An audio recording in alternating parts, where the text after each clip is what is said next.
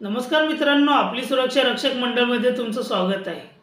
आजचा आपला विषय आहे इंटरव्ह्यूबद्दल। मी थोडक्यात तुम्हाला माहिती देणार आहे की इंटरव्ह्यूला जाण्याच्या आधी आपल्याला काय काय तयारी करणे गरजेचे आहे। इंटरव्ह्यूला जाण्याच्या वेळेस आपल्याला फॉर्मल शर्ट पॅन्ट घालणे गरजेचे आहे, त्याच्यासोबत एक ब्लॅक कलरचा शूज असणे गरजेचे, जे फॉर्मल असणे गरजेचे आहे आणि सोबत हेअरकट ही झालेला पाहिजे।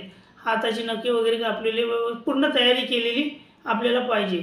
हे इंटरव्ह्यूला जाण्याच्या आधी आपल्याला डॉक्युमेंट तयारी करून ठेवणे, एक झेरॉक्स एक सेट तयार करणे, सोबत रिझ्यूम असणे गरजेचे आहे, त्यालाच आपण बायोडाटा असं म्हणतात।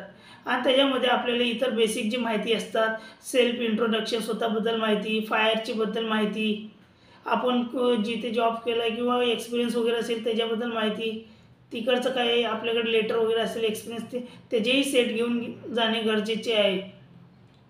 आणि इतर याच्या व्यतिरिक्त जे काही माहिती असतात, म्हणजे उदाहरणार्थ झालं सिक्युरिटी म्हणजे काय, सिक्युरिटीचे कार्य काय असतात, किती प्रकारचे सिक्युरिटी असतात। सिक्युरिटी दोन प्रकारचे असतात, एक फिजिकल सिक्युरिटी आणि एक इलेक्ट्रॉनिक सिक्युरिटी। त्याच्यामध्ये आता येतात की CCTV कॅमेराज वगैरे, एवढे सर्व जे बेसिक जे नॉर्मल आहे, तुम्हाला इतर ह्या माहिती जे ऑनलाईन तुम्हाला किंवा यूट्यूबवरती सुद्धा भेटेल की सिक्युरिटीची बेसिक माहिती काय असतात याच्याबद्दल माहिती करणे। आणि इंटरव्ह्यूला जाताना पोलाइटली आपल्याला सिनियरशी बोलणे गरजेचे आहे। ते आपल्या परीने पूर्ण तयारी करूनच इंटरव्ह्यूला जाणे गरजेचे आहे, जेणेकरून तिथे आपण त्यांच्या प्रत्येक प्रश्नाला उत्तर देऊ शकतो। समोरच्या व्यक्तीला आपण जेव्हा इंटरव्ह्यूला जाताना त्यांना घाबरणे गरजेचे नाही आहे, त्यांच्या डोळ्यात डोळे मिळून आपल्याला त्यांना आन्सर देणे गरजेचे आहे, जेणेकरून आपला इंटरव्ह्यू हे व्यवस्थितरित्या आणि त्यांना आपण चांगलं फेस केले की तेही विचार करतील की हा व्यक्ती इंटरव्ह्यूला कॉन्फिडेन्शियल वाटतो, ह्याला सिलेक्ट करणे खूप गरजेचे आहे। त्यासाठी आपण आपला इंटरव्ह्यू हे व्यवस्थितरित्या दिले पाहिजे।